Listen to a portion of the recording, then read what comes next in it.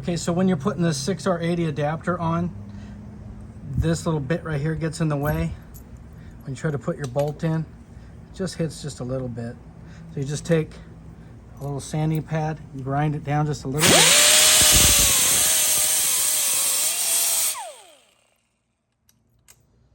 It should go.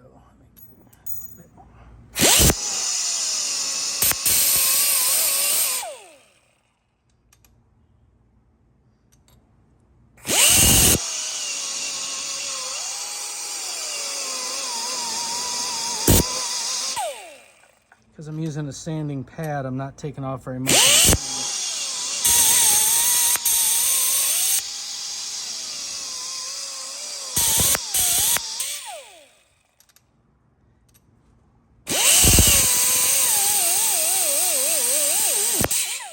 If you don't want to do this, you can find a stud, stick it in here, put the piece on, and put a nut on.